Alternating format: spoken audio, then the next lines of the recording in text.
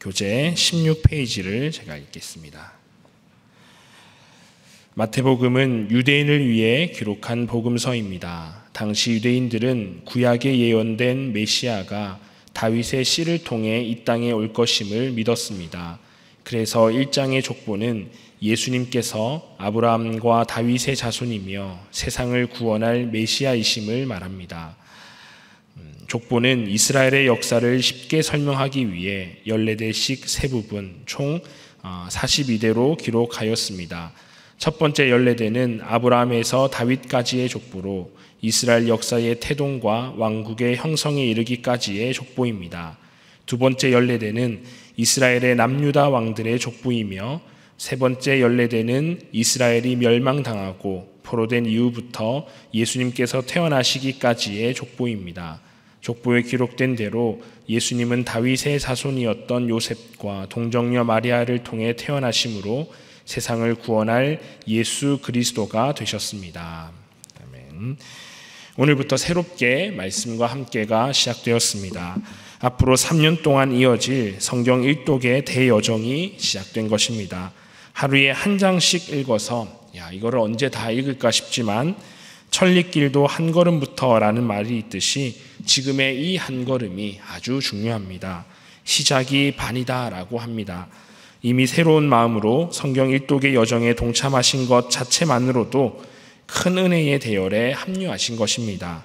신일의 모든 성도님들이 이 귀한 은혜의 여정을 끝까지 해주시기를 소망하며 기도합니다. 우리가 함께 살펴볼 본문은 마태복음 1장입니다. 마태복음 1장은 신약 성경의 첫 관문이며 동시에 예수님의 이야기가 본격적으로 시작됨을 알려주는 장입니다.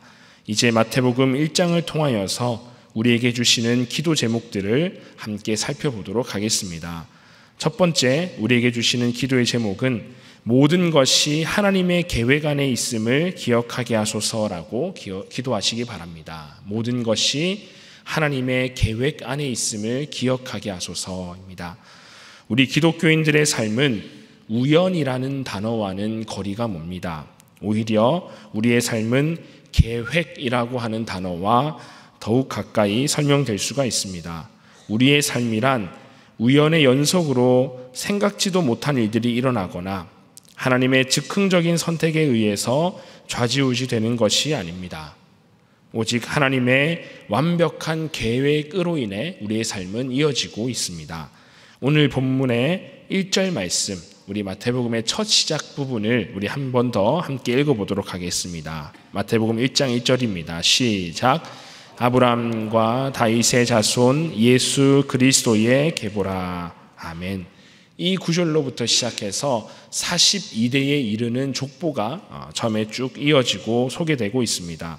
오늘부터 계속해서 살펴볼 이 마태복음이라고 하는 책은 당연히 마태가 지은 책인데 유대인들을 향해서 기록된 책이 바로 마태복음입니다. 그들에게 예수님이 어떤 분이신지 또 예수님께서 어떤 삶을 살아내셨는지를 소개하기 위해서 이 마태복음을 기록하였는데 이 마태복음을 읽는 독자층이 유대인인 것을 감안하여서 구약 성경 그리고 선지자들의 예언이 자주 인용되고 있습니다. 즉 구약 시대 때부터 그리고 아주 오래전부터 이미 준비되었고 계획된 분이 바로 우리 예수님이시다.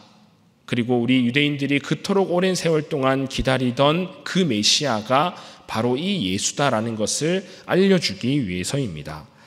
우리 하나님께서 일하시는 방법이 바로 이와 같습니다.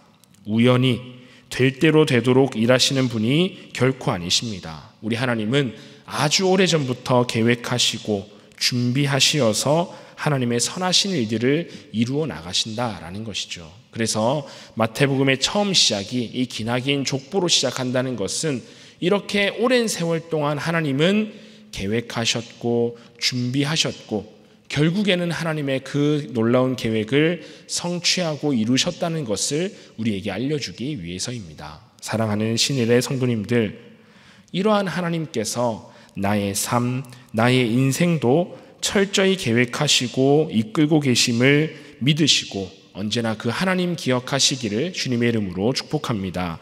하나님께서는 사랑하시는 우리의 삶을 결코 가벼이 여기시거나 쉽게 여기지 않으십니다. 우리를 위하여서 오래전부터 선하신 뜻을 준비하셨고 이미 놀라운 계획을 다 준비하셔서 그것을 이루도록 하시는 분이 우리의 하나님이십니다. 그래서 그러한 하나님을 늘 신뢰하시면서 그 하나님께 우리 삶의 모든 것을 내어 맡기는 기도 드리시기를 주님의 이름으로 축복합니다.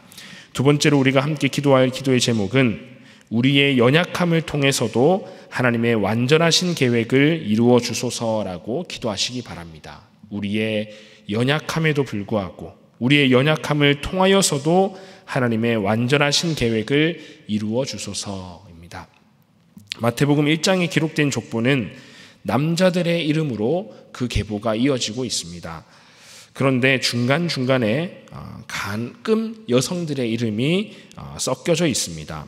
이 족보를 가만히 살펴보시면 3절에 다말이라고 하는 여성이 첫 번째로 등장을 하고 5절에 보면 라합 그리고 룻 등장합니다. 그리고 6절에 보면은 우리아의 아내니까 당연히 여성이겠죠. 그리고 마지막으로 예수님의 어머니 마리아의 이름이 16절에 기록되어져 있습니다. 그러니까 이 42대에 걸친 족보에 여성의 이름은 총 5번만 나오고 있다라는 겁니다.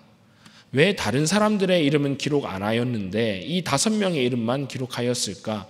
이 5명은 상당히 상징적인 의미가 있기 때문입니다.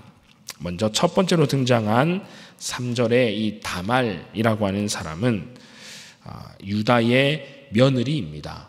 그런데 3절에는 유다는 다말에게서 베레스와 세라를 낳고 라고 했죠.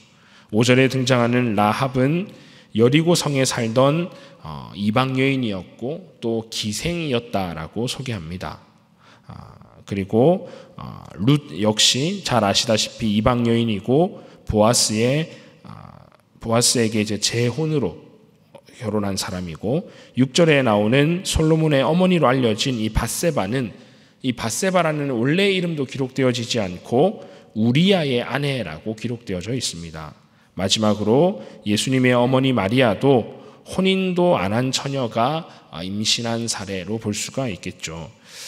이 5명의 여성의 면면을 가만히 살펴보면 어쩌면 족보에 기록할 만큼 자랑스럽고 내세울 만한 상황은 분명히 아닙니다. 어쩌면은 이런 거는 좀 굳이 안 알아줬으면, 어쩌면 이런 내용은 조금 우리가 숨길 수 있고 감출 수 있으면 감추고 싶은 그런 상황들일지도 모르겠습니다. 시아버지와 며느리의 관계, 이방 여인, 기생, 또한 간통을 통해서 얻게 된 아내 등등 분명히 조금은 부끄러운 또 자랑스럽지 않은 상황이었음은 틀림이 없는 것 같습니다. 인간의 추악한 욕망이라든지 실수에 의해서 맺어진 관계라고 볼 수가 있는 사례가 많다라는 것이죠. 그럼에도 불구하고 이 여성들의 이름이 기록된 이유는 우리 인간의 연약함에도 불구하고 하나님은 하나님의 구원 계획을 변함없이 이루어 가고 있음을 알려주기 위해서입니다. 우리는 숨기고 싶고 또 실수나 실패라고 여겨지는 그러한 상황도 하나님은 하나님의 뜻을 성취하는 통로로 여전히 사용하신다라는 것입니다. 사랑하는 신일의 성도님들, 예수님의 족보에 기록된 이 여인들의 이름처럼 우리의 삶에도 때로는 감추고 싶고 또 부끄러운 실수와 연약함들이 분명히 자리하고 있습니다. 때로는 하나님의 완전하고 완벽한 계획이 나의 이 연약함 때문에, 나의 이 실수 때문에 망쳐지지는 않을까 염려되기도 합니다. 그러나 우리 하나님은 우리의 연약함과 실수를 통해서도 하나님의 놀라운 계획을 변함없이 성취해 나가시는 분이십니다. 우리의 연약함에 좌절하거나 포기하지 마시기 바랍니다. 하나님께 우리의 연약함을 있는 그대로 내어 맡기시며 하나님의 선하신 뜻을 이루어 주시기를 기도하는 우리 모두의 삶이 되기를 주님의 이름으로 축복합니다. 세 번째로 우리가 함께 기도할 기도의 제목은 항상 우리 곁에 계시는 하나님을 기억하게 하소서라고 기도하시기 바랍니다. 항상 우리 곁에 계시는 하나님을 기억하게 하소서. 우리 함께 23절의 말씀을 읽어보도록 하겠습니다. 23절 말씀입니다. 시작. 보라, 처녀가 잉태하여 아들을 낳을 것이요 그의 이름은 임마누엘이라 하리라 하셨으니 이를 번역한즉 하나님이 우리와 함께 계시다 함이라. 아멘. 하나님은 우리에게 정말로 관심이 많은 분이십니다. 그 관심의 증거가 앞서 읽은 23절의 말씀이죠. 우리 곁에 계시기 위하여, 우리와 함께 하시기 위하여 이 땅에 오신 예수님은 우리를 향한 하나님 관심의 결정적인 증거다라고 할 수가 있습니다. 마태복음 1장의 모든 이야기는 결국 예수님을 향해서 귀결되는 구조입니다.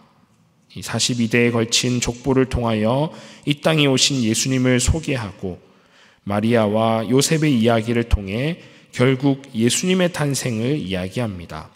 우리를 너무나 사랑하셔서 우리가 느끼고 경험하는 것을 똑같이 경험하면서까지 우리 곁에 계시기 원하시는 하나님의 마음이 드러나는 마태복음 1장이다 라는 것이죠. 하나님은 우리를 저 멀리서 바라보시는 하나님이 아니십니다. 방관하시는 하나님, 그저 바라만 보고 계신 하나님이 결코 아닙니다. 우리 곁에 오셔서 우리를 가까이서 바라보시며 또 우리를 위해 자신의 능력과 힘을 사용하실 준비가 항상 되어 있으신 분이 바로 우리 하나님이십니다. 사랑하는 신일의 성도님들, 지금 혹시 힘들고 어려운 순간을 보내고 계시지는 않으십니까? 혹시라도 하나님이 부재하신 것 같은 상황을 우리가 보내고 있지는 않습니까? 그렇더라도 하나님은 여전히 우리 곁에 계십니다. 임마누엘의 하나님께서 항상 나의 곁에서 나를 돕고 계심을 기억하시기를 주님의 이름으로 축복합니다. 오늘 하루의 삶 가운데 또 앞으로 이어질 우리의 모든 삶 가운데 이 말씀과 함께가 이어지는 모든 시간들을 임마누엘 하나님께서 함께 하시고 우리를 도우심을 언제나 기억하는 우리 신일의 모든 성도님들 되시기를 주님의 이름으로 축복합니다. 이 시간 우리 함께 기도하겠습니다. 기도하실 때에 오늘의 말씀을 기억하시면서 하나님께서 나의 삶을 위하여 놀라운 계획을 갖고 계심을 기억하며 또 나의 연약함과 부족함에도 여전히 하나님의 놀라운 뜻을 이루시는 하나님을 기억하시고 지금 내 곁에서 내 기도를 들으시고 나를 도우시는 임마누엘의 하나님을 의지하며 하나님, 내 마음의 모든 소원을 이루어 주시옵소서. 내 삶의 모든 어려움에서 나를 건지시고 하나님의 놀라우신 계획을 나를 통해 이루어 주옵소서라고 함께 기도하시고 또 우리 교회와 나라와 민족을 위하여서 또 우리가 가지고 있는 모든 마음의 소원들을 위하여서 우리 함께 기도하도록 하겠습니다. 기도합니다. 주여 믿습니다. 주여 믿습니다. 주여 믿습니다.